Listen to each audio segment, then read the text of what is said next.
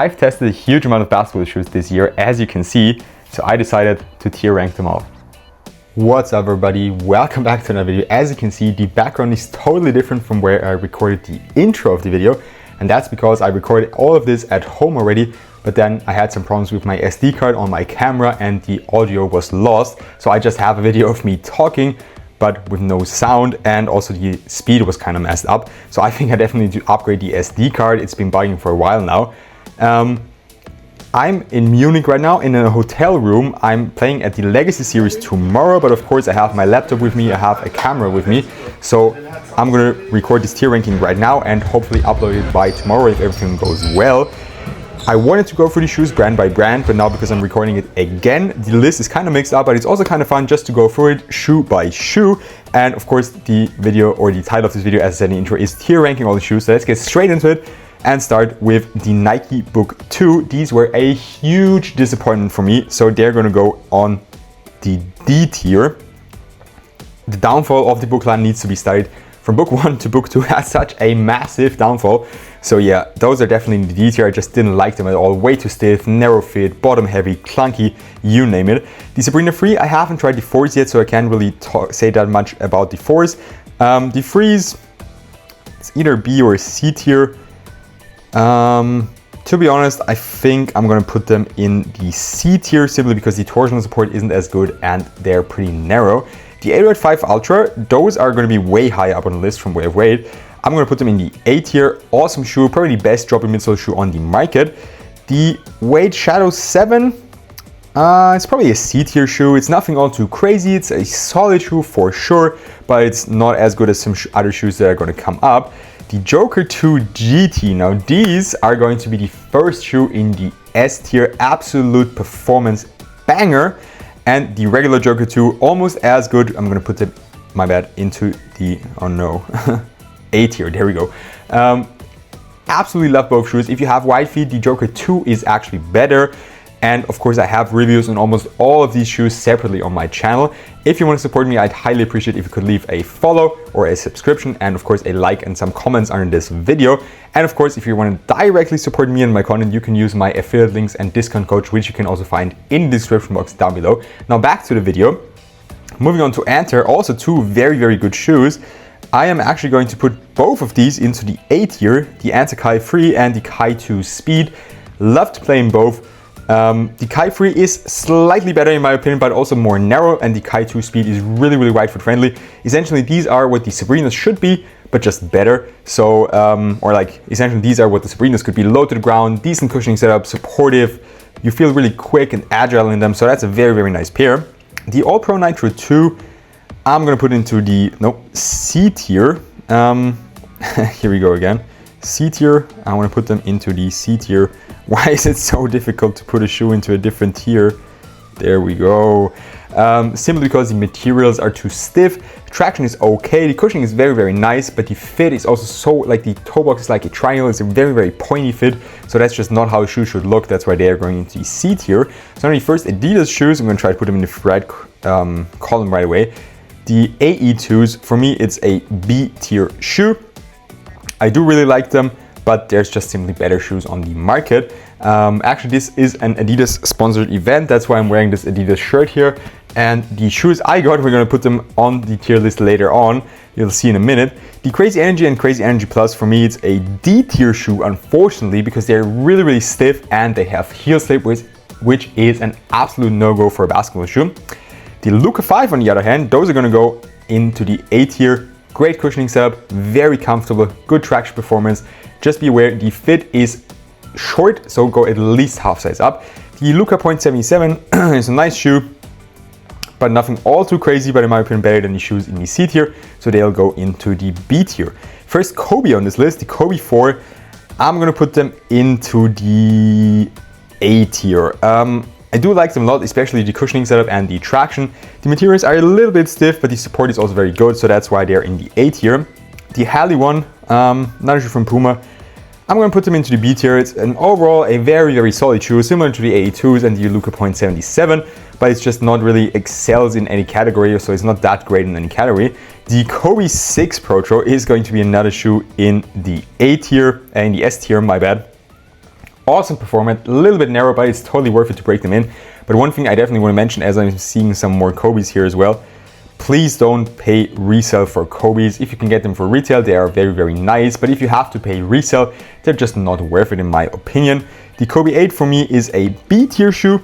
They are alright, they're nice, they have some great colorways. I have the water colorway, they're fun to play in, but they're extremely low to the ground, they're pretty stiff, there's almost no impact protection, and it's also not the most supportive shoe, so that's why I put them into the B tier. The Kobe 5 is going into the S tier. The 6 and 5 are my two favorite Kobes, so I absolutely love to play in these. They're actually a little bit softer and more wide foot friendly than the 6s, so if you can get them, definitely do that, but as I said, don't pay resale for them.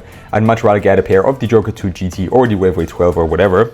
Then the Kobe 9, for me it's an A tier shoe. This might surprise a few people because not that many people like especially the Protros. For me they're very nice, they're low to the ground. I know they have a similar cushioning setup to the 8s, but there's a little bit more in there, at least it feels like that for me. And I do like to have nice and low to the ground shoes for shoot around practices and for games actually. But if I had to wear them on a day-to-day basis, they wouldn't have enough cushioning for me. The Kobe 3 Protro is actually going to be another A tier shoe. I absolutely love these.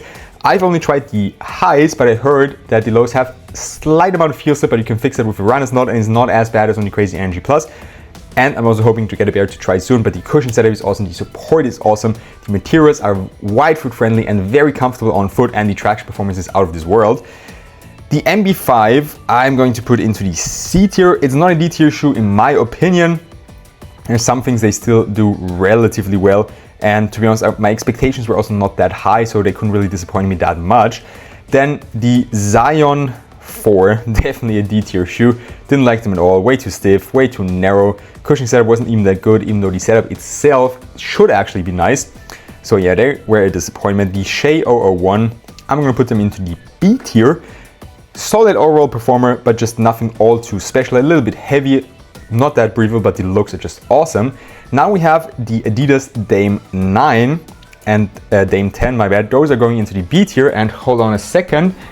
As you can see, the shoes I got today for the tournament, tomorrow, we had like a shoot around practice. There's going to be a vlog next weekend or like during the week maybe even. So I got these, beautiful colorway, very, very clean, but they're kind of half a size bigger than I usually have for Adidas. So I'm just not sure if I'm going to play with them. I'm going to head to the Kickstore tomorrow because they're the official, it's not like sponsor, but they provide the shoes together with Adidas. And they're a partner of mine anyway, so I want to head to the store to check it out, maybe try some other shoes. Definitely want to give the belief that I want to try. So we'll see if I'm actually going to play with these or if I'm going to switch it out to a different pair. But for me, it's a B tier shoe. It's a solid overall performer, especially for the retail price. I do recommend them a lot to younger players because it's just an awesome budget shoe, and if you're still growing out of your shoes, that's a great pair to get. The Harden Volume 10, I'm also going to put them into the B tier. They're very close to being an A tier shoe, but the weight is just holding them back a little bit, and the stiff materials. The D-Low 2 is also going into the B tier. It's a very, very nice shoe, but also a little bit narrow, and the support features aren't the best. The Dawn Issue 7, I had them as the best shoe of last year, so I was thinking of putting them into the S tier, but they're going to go into the A tier because they're not as good as those other shoes in the S tier. But as I said, a really, really, really good shoe.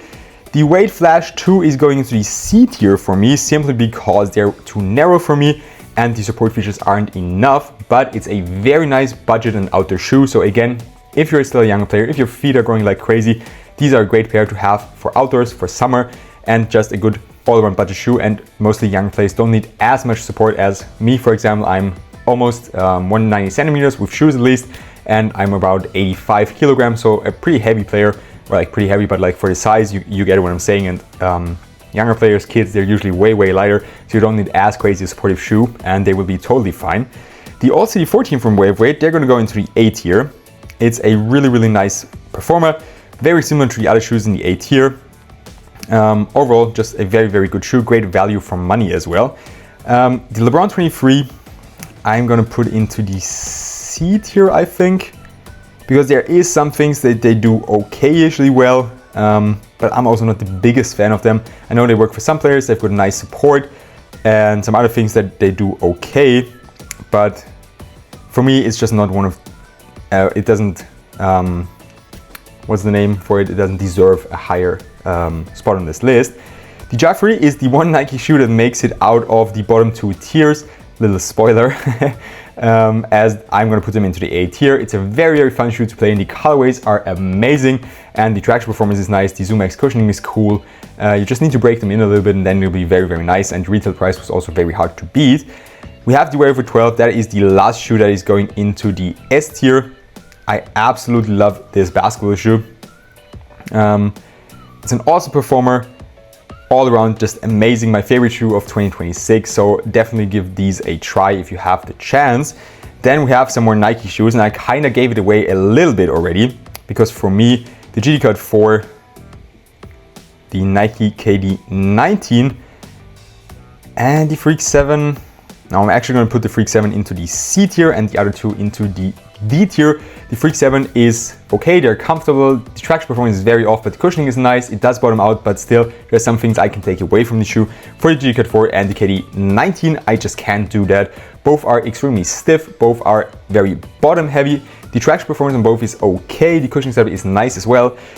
But if the shoe just completely kills my feet, it's just not worth playing them. And especially the retail price, if you consider paying 200 euros for a shoe, where you have to wait like a month to be slightly broken in, or for the KDs, they weigh 700 grams per pair, per shoe. So like 1.4 kilograms in my size 14 is like practicing with ankle weights, and I just can't give them any higher spot on this list. They look cool, the cushioning is nice, but I just can't do that, put them high up. Just a reminder again, I also have a review of them. I have a review of the GT Card 4. Check that out if you want more detail on any of these shoes. And of course, comment down below if you have any questions. I'm always glad to help. That's pretty much all I have for you for today. If you want to get a quick overview here again, you can see the D tier, mostly Nike, a little bit of Adidas, Jordan, C tier, some wear of weight in there, Puma is there, Nike of course as well. B tier is a lot of Adidas, Shays, a little bit of Puma, and then in the A tier we really have some very, very good basketball shoes, some Jordans, some Kobe's, wear of weight is of course in there as well, one Adidas shoe. And then in the S tier, we have the Joker 2 GT, the Kobe 6 Protro, the Kobe 5 Protro, and the Wear of Weight 12. As said, that's all I have for you today. Another reminder, please subscribe to my channel. I'd really, really appreciate it. Leave a like on the video, comment your thoughts. Have a good one and see you next time.